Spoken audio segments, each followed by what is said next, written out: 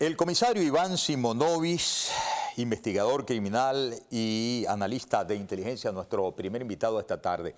¿Qué está pasando en los cuarteles luego que se ha comenzado, según por ejemplo apuntaba en un detallado reportaje publicado por Sebastián Navarráez, el proceso de desideologización, pero bajo la mano de uno de los tipos más corruptos y más violentos del régimen, el nuevo ministro de la Defensa de Delcy Rodríguez, González López? Mira, Gustavo González López, mira, esto ha sido un tema de varias discusiones con varias personas y en las entrevistas de por qué él está allí. Él no está allí por sus cualidades militares, ni mucho menos. Él está allí porque Delcy Rodríguez es la única persona en que puede confiar de mantener el gallinero tranquilo. ¿Okay? Ella necesitaba vamos a decir, más que un militar, un policía.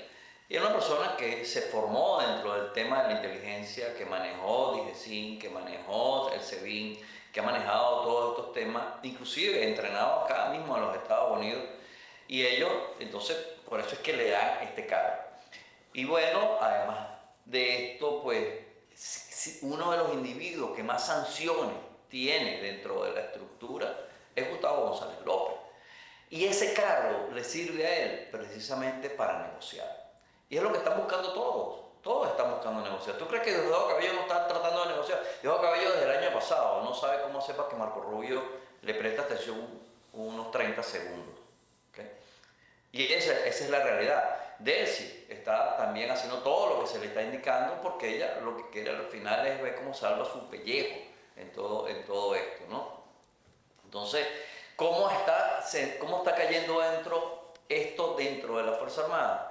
Bueno, cae bien en el sentido que de alguna manera u otra se están liberando ya de una carga negativa que los obligaba a ellos a decir y a hacer cosas que no están, número uno, ni siquiera en los libros de formación de la Fuerza Armada de Venezuela. Y número dos, era un tema eminentemente político.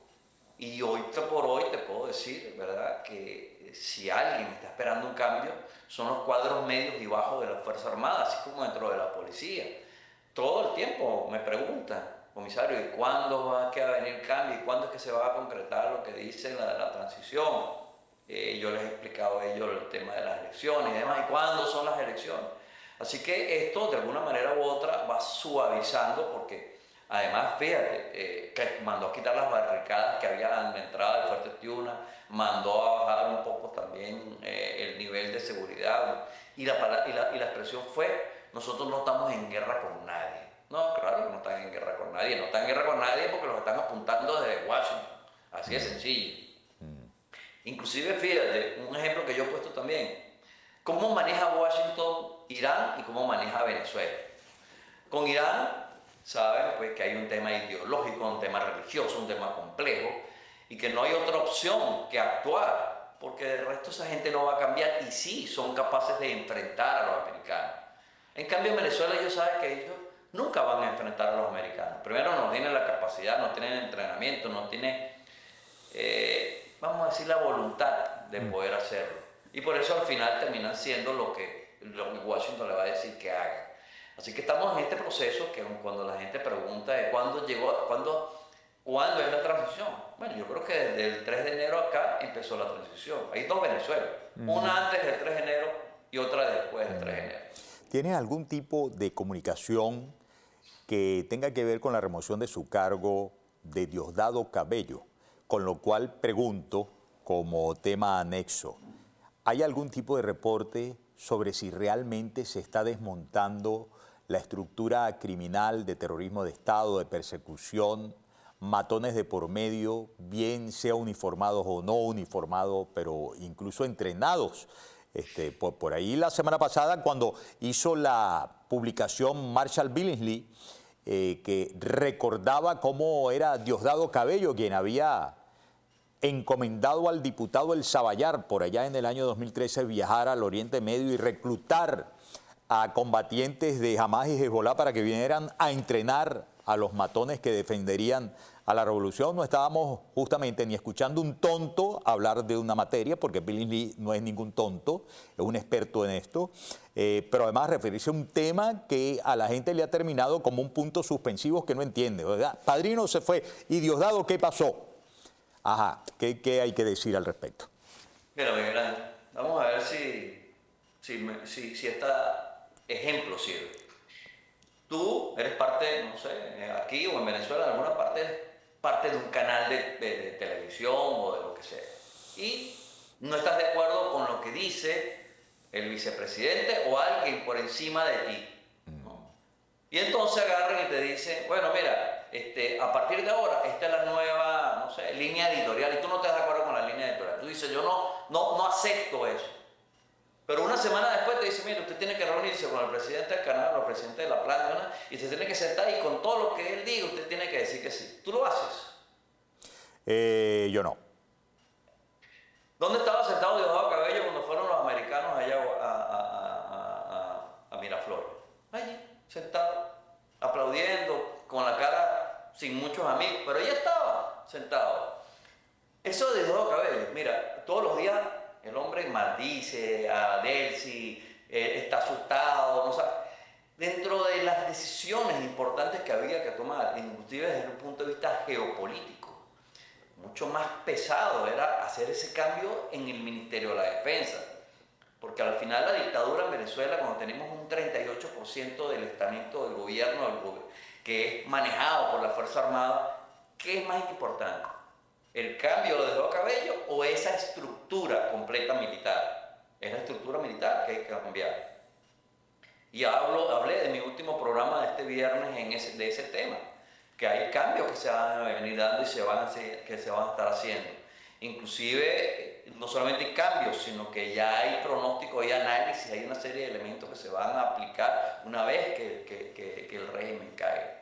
Todo eso forma parte, ¿verdad?, de un libreto que ya está escrito, que Washington ha dado instrucciones y que cada una de esas cosas se van a ir dando.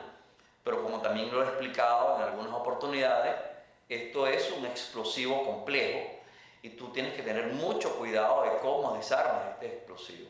Diosdado Cabello no es más que una pieza más ahí, él no importa, él no es tan importante como la gente piensa.